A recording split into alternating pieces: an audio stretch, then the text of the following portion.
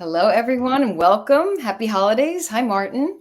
Hi, Deirdre. Great to see you again. Happy holidays. Cannot believe that we're this close to the end of 2023. And that being the case, this is our final show of the year, which is kind of nice too, because we have a great guest that we're going to be bringing on in a couple of minutes. Yes, and the topic is perfect, the experimental mindset, so we can all go into 2024 excited about all the changes that we can make. And Martin, before we introduce our expert guests, you want to talk a little bit about moving into the new year and when we're going to kick it back up again?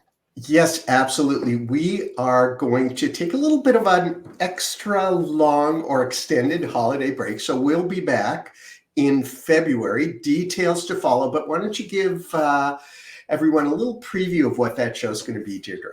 Yes. So in February, we're going to talk about how digital marketers and communications professionals can really think differently about creative strategy. And Martin, I have a feeling that AI will be a part It'll of be this conversation. It seems to be a part of everything. And for anyone who's joined us, please say hello in the chat, in the comments, tell us where you're from. And of course, if you have any questions, just type them into the chat and we will get to as many as we can. Yes. And without further ado, let's introduce our special guest today. She's an alum. She's coming back on the show. Joining us is Erin Shrimpton, and she's a chartered organizational psychologist. And she's an expert in workplace behavior change. She is a LinkedIn learning instructor. That's how Martin and I met her at first. She's a coach and a consultant helping people, teams, and leaders to change workplace experience, always for the better. So let's get Erin in here. And of course, everybody should connect with Erin on LinkedIn. Hi, Erin. Hello, Deirdre. Hello, Martin. So lovely to be here again. Great to have you here. We were just saying what a perfect topic moving into 2024. Absolutely. Yes. And although I talk about it a lot myself, it's something I have to remind myself of as well. So this is actually well-timed for all of us. Yes, it is. And maybe as people are filtering in, why don't we talk a little bit about the experimental mindset and the change? Why do you think when you think experiment, you think about change? Why is change so difficult, Erin? Yeah, there's lots of theories around this, but probably my favorite way of thinking about it is always go back to the brain, but the brain is a prediction device. That's what I like to call it. So it's constantly, one of the biggest roles that the brain has is to constantly preempt what's going to happen next. So essentially it can set us up for survival. It can set the right resources up, the body with the right resources up to survive. And when our ability to predict effectively is disrupted, like when something changes in our lives or there's some uncertainty, as we're all very familiar with now, we feel that as discomfort. It's like a kind of a physiological sensation, almost like an evolutionary response designed to find certainty, designed to make us kind of move away from that inability to predict into a place where we can again predict what's going to happen next. And of course, that's not always possible. So, we hear a lot about these days, we hear a lot about the skills for the future being things like flexibility and adaptability. And of course, those skills are really important. I talk about them a lot when I'm coaching people. But we need to make sure when we're talking about flexibility and adaptability that we understand what we mean by that, and also that there is an element of stability underneath all of that, because the brain will not accept it if we're just going around being flexible all the time and adapting to new. We need to have some form of a stability within that as well. So I like to always think about things like our value system, things like looking ahead to the future and wondering, although, okay, I can't predict what's going to happen, but I I'm quite clear on my own goals, and I'm quite clear on what my vision for the future is. And those things can, what's important to us, those things can give us enough stability to be able to then adapt and experiment. Yeah, that's a very good point. And I'm thinking that the stability has to always stay in place as you're broaching that experimental mindset and doing that. Martin, who do we have so far? We have a number of people. We have Marina from Switzerland, Nelson Temer from Cairo, and Sia from Toronto, one of my students this semester. So hi, and Sia, glad you're here because it means you got your assignment in. Chema from Italy, and a whole bunch more. And if anyone has questions, please just pop them into the chat and we'll try to get to them as quickly as we can. I have a question for you, Erin, and that is, can you define exactly what you mean by experimental mindset? Because probably a lot of us come to it with different perceptions and different understandings. And what is it? Yeah, that's right. And there, in a way, actually, in a way, I would say whatever your interpretation of it is fine, because it's one of these things that actually it has kind of a vast reaching. It kind of helps us think about things in lots of different ways. But I will give you the definition that I really like. It's a very concise definition from Josh Kaufman, who's the author of the Personal MBA. And he defines it as the willingness to take action and test assumptions in order to gain knowledge and achieve goals. So essentially, it's really about moving your mindset from, instead of knowing all the answers, to asking all the questions.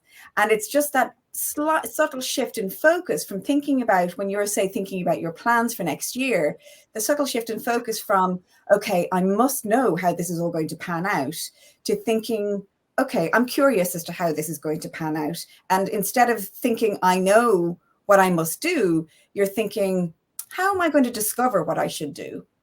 And so it's really that shift of mindset to thinking about the right questions to be asking, and then the right actions to take to find the answers that you want to know the answers to. So, I always say there's obviously this kind of two types of people who use this approach in their career. The obvious one is a scientist. Of course, scientists set out hypotheses and they test and experiment and test and adapt to find the answers. But entrepreneurs also use this approach. And, they have to, because often entrepreneurs, the way they think, and the way they operate is that they are testing new ground. So they don't know what the clear route is. So they have to use this mindset of, okay, well, I'm going to test something, I'm going to ask the right questions, test it, and adapt as I go. When I hear you talk about the know versus the discover and being curious and asking the questions, is that the difference between I'm setting out to experiment and prove something versus I'm going to experiment because I want to improve? Yes. And I love that. I love that way of framing that. And absolutely it is that. I always talk about also the difference between thinking about how it could be rather than thinking about how it should be. We really get caught up, and it's natural, because actually, if you think about it as well, I mean, the flip side of this is we're all bombarded all the time with new information, and actually it's in a way good for us to have some frameworks in our lives that we know exactly how to do something around. I know how this works, and I don't even have to think about it. It's not, impacting my cognitive load. But in some cases, of course, it's a really good idea to step back, especially when you want to innovate, especially when something's coming at you that is changing. You, instead of wanting to, as you say, prove that you know the right answer, actually the mindset is, I want to just improve this, and take a step back and think, okay, well, rather than knowing really this is the way this should be, ask yourself, well, how could this be? Could this be different? And just that really subtle shift in your mindset can actually help you come up with lots of interesting answers, and also ask the right questions, not just of yourself, but of the people around you. Thank you for explaining that. No, that makes a lot of sense. Martin, do we have any questions yet from our No, audience? but I have one because, Perfect. and this just occurred to me because really we are planners. That's what we do. And Yeah. so adopting an experimental mindset is a kind of a shift, because when you're planning for something, whether it's a business outcome, a marketing event, for example, you want it to be perfect and you want to have everything there. Can you still use an experimental mindset for that?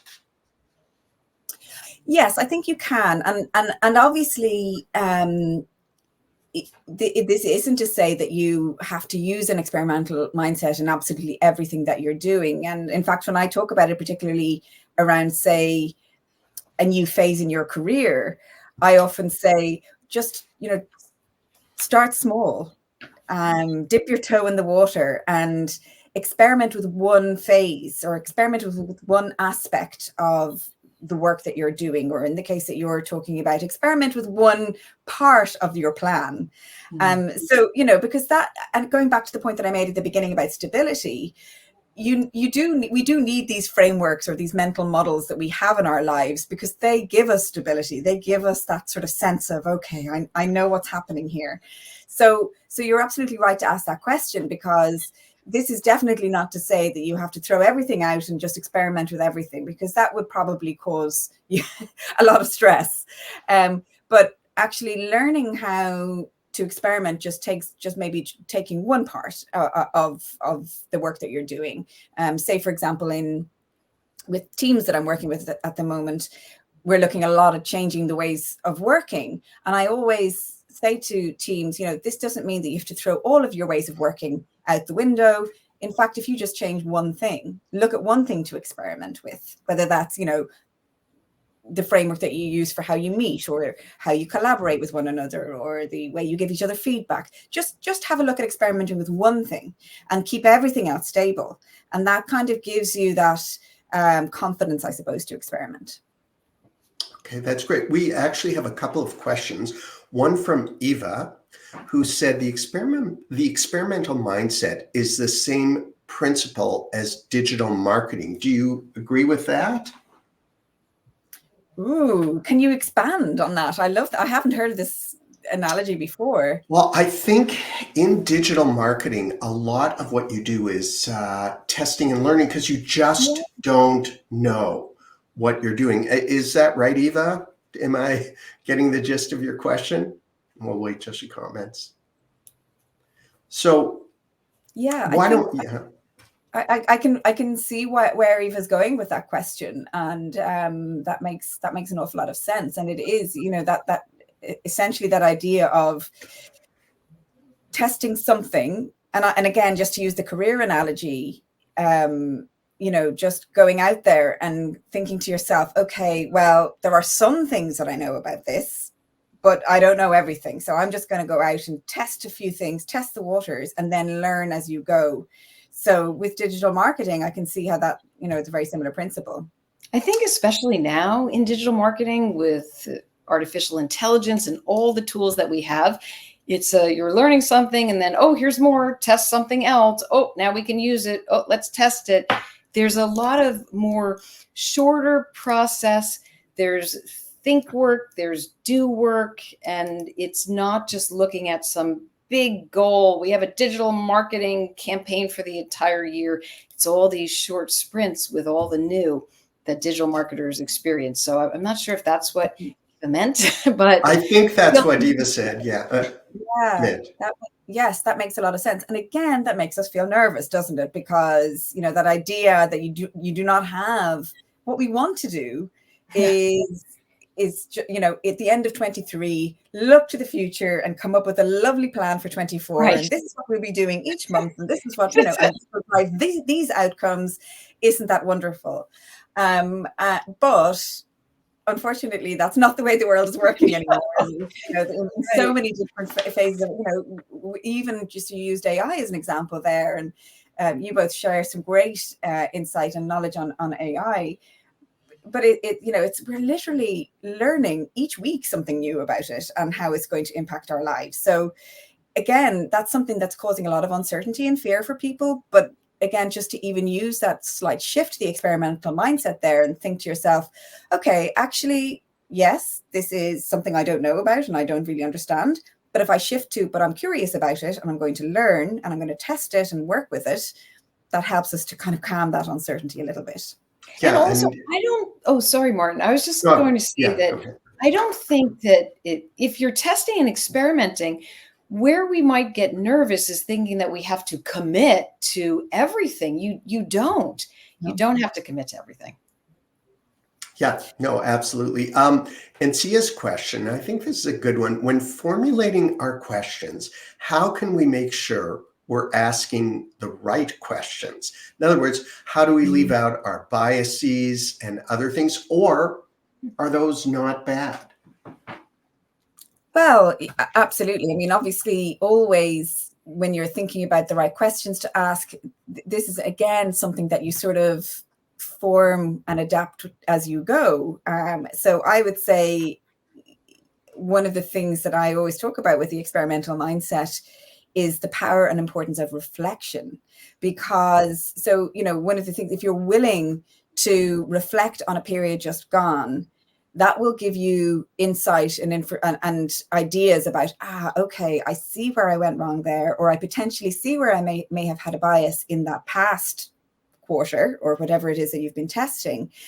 And now I can reshape my question, reform my questions. So it's always the ability to learn from the experience that has passed that will inform and allow you to ask better questions in the future. Nobody knows how to, even the best scientists in the world don't know how to ask the right questions from scratch. We all just base it on what we've learned from the past. So again, it's just the willingness to have that confidence in ourselves that we're going to maybe not get it right first time. But that the more we ask the questions, the more we learn, the more we adapt as we go, the better we will be able to hone those questions. Very good. And Eva did clarify. She said it's all about test and learn. So thank you, Eva. Erin, what would stop a professional, a team of professionals from actually wanting to take hold of this experimental mindset? What's the block? Lots of things. I mean, the fact that we're all human is one, and we have this drive, as I said, for stability. We have this drive for doing what we know. So fear, I suppose, is a big one. I like I love the mantra, feel the fear and do it anyway. And what I noticed over the years in my observations with working with entrepreneurs is that they do this feel the fear and do it anyway, but they always have a middle step, which is feel the fear, ask what's the worst that can happen, and then do it anyway. So one of the questions I always kind of tend to ask myself in any phase of experimentation is, right, what is the worst that could happen here? Because once you actually allow your mind to go to that place of what's the worst that can happen, actually you start to get more specific about honing the actions that you take and how you test and adapt to make sure that that worst case scenario, first of all, doesn't happen. But even if it does, you've sort of prepared for it.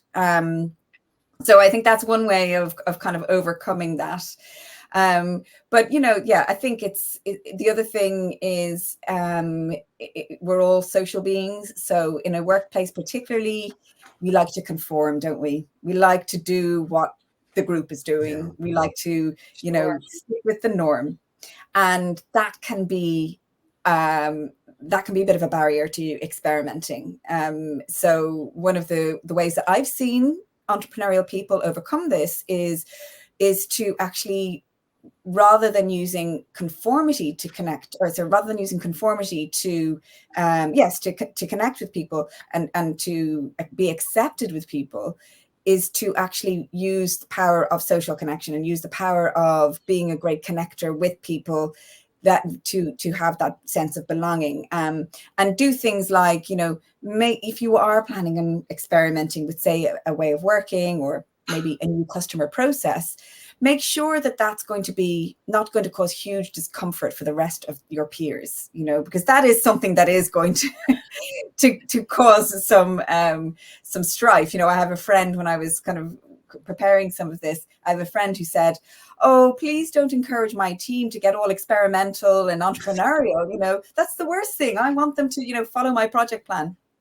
And I said, I did understand that, of course, because, we're all busy. We don't necessarily have time. But actually, when somebody comes to a team meeting, or somebody comes to you with a very well thought out experiment, the right questions, a bit of evidence. So no scientist goes into an experiment without really thinking through, doing their research, doing their literature review to come up with that hypothesis. So the same is true with this.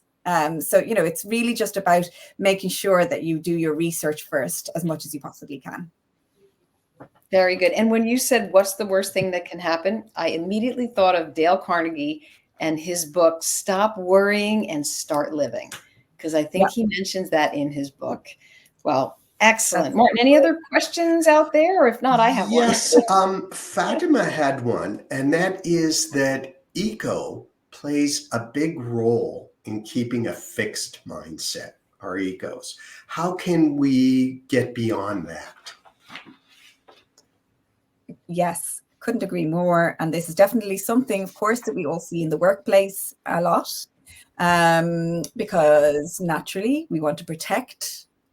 We want to protect our reputations. We want to protect, and so it's very hard to put your ego aside and to put yourself out there and experiment with something when you really don't know what is going to happen. I guess, one of the ways, there's lots of ways to kind of overcome that. It's to, first of all, just do it. Just get out, get you sort of acknowledge that maybe ego is playing a role in stopping you from experimenting, and then just put that to one side. Another thing is, I mentioned there about doing your research and going really deep into it, actually getting into the flow. We talked last time about flow, didn't we? So actually getting into really deep focus in your work, that gets you into a state of mind that kind of puts aside all things like your ego, or things like worrying about the future, where your prefrontal cortex is really active and you're really thinking about a lot of things about the outside world and how am I being perceived, and instead gets you into that deep state of focus of what's really important here. And so I would always encourage as well, if you're thinking about experimenting and thinking about changing something, make sure that you're carving out plenty of time for that deep work, because that will help you just get into that frame of mind. That was actually my question, Erin. I was going to ask, what is the connection between experimental mindset and your flow? So there is a real connection there. There is a real connection, yes. And I would also say the other thing, kind of on the flip side of it. So I mentioned there that, if you're hoping to experiment and to kind of put those fears aside, put your ego aside, getting into flow can really help. But also when you're in a phase of experimentation, often that can be an uncomfortable phase as well. Because, again, when you think about, say, entrepreneurs, how do they manage that level of uncertainty that they have to deal with all the time? And one of the ways they do is by making sure, I mentioned earlier, being very close to their values, being very close to their goals, and using that as a stable ground. But another way they do is just to really get focused in on the work. Because again, moving your brain, consciously moving your brain away from those those thoughts and those the constant movement of questions and worries about the future, anxieties about the future, and just into that deep state of focus. Even if you're only doing it, a couple of times a week, it can really help to overcome that uncertainty that might come with experimenting. I feel like when you get into that flow state in the mindset, then all of a sudden it becomes a commitment from within. It's an intrinsic motivation versus a motivation from something that's external, that's making you do something, versus I really want to do that. Do you see that? Absolutely. And actually, that's one of the things that I talk about, as well as a course on experimental mindset. I also have a course on entrepreneurship and how we can use entrepreneurialism as something to kind of drive us all in our work. We don't all have to be startup founders. We can be entrepreneurial within our jobs. And one of the things that I always notice about entrepreneurs is that they have to find intrinsic motivation in their day-to-day. Because if you think about it, often, so the difference between intrinsic motivation and extrinsic is, extrinsic is that you're kind of looking for something extrinsically that you're shooting for, and some sort of external validation, whether that's financial or praise. Internal or intrinsic motivation is just that it's coming, as you said, coming from within. So often an entrepreneur or somebody starting a business, that external and that extrinsic motivation and that extrinsic reward is a long time away. So they have to find other ways to be motivated, and that making sure that they're really honed in on the intrinsic rewards in their day-to-day is what keeps them going. And one of those ways of doing that is to get into the flow and the focus of their work. Thank you. We have a question from Radhika, who asked, how do you connect an experimental mindset to a growth mindset? They're very similar, very, very aligned concepts, actually. I actually see the experimental mindset as kind of just an extension of growth mindset, because growth mindset is really all about accepting that, everything can be learned.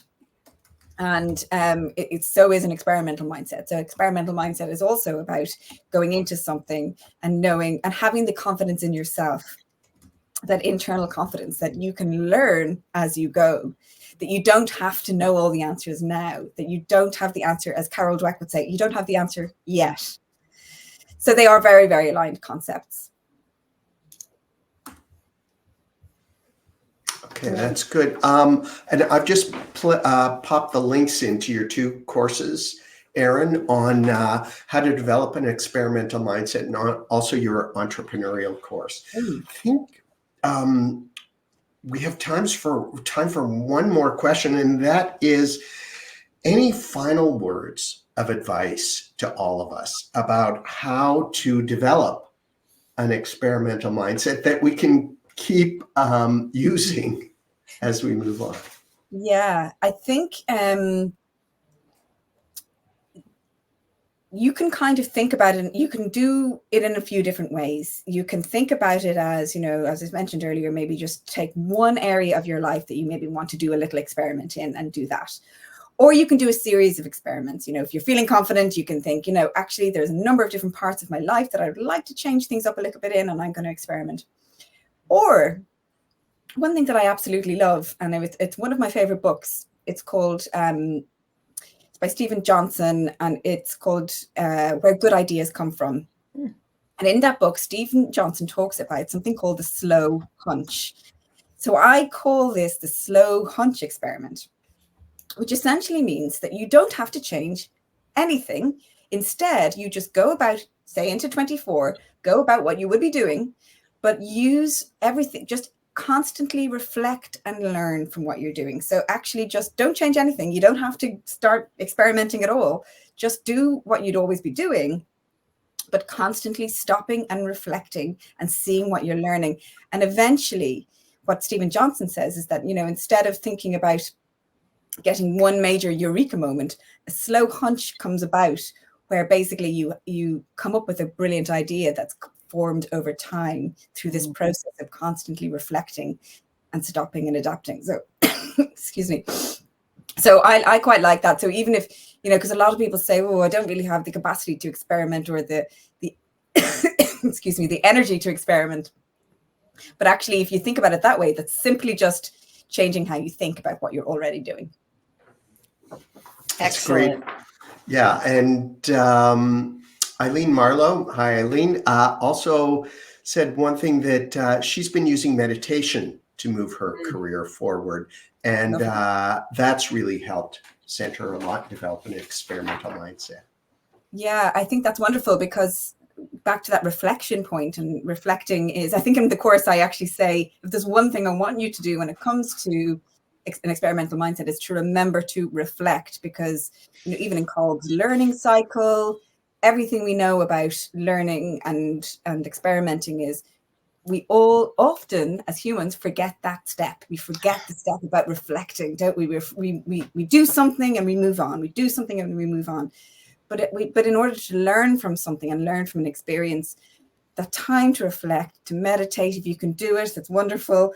But even if it's just going out for a walk, and however, you know, or in the shower, however it may be, that allows us to form those slow hunches. That's absolutely wonderful.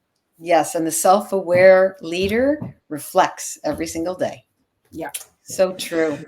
So wow. What time it is. Yeah, we're at the end of our half hour. So Erin, thank you so much again. It does go by quickly. We'll have to get you back again in the new year, as opposed to I'd love to. And for everyone, be sure to follow Erin on LinkedIn and subscribe to Erin's newsletter, which is great. Comes out, I think, every couple of weeks. Every month at the moment. Every but month? Maybe next year I'll experiment. Every month, and always has Yes, really experiment. really great illustrations in Oh, it yes. that you do. Well, thank you so much, Erin. Those illustrations were an experiment. So yeah, I'm glad Oh, that's good. Love it.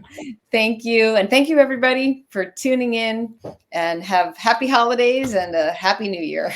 Yeah. Happy holidays. Thanks. See you in 2024. Yes.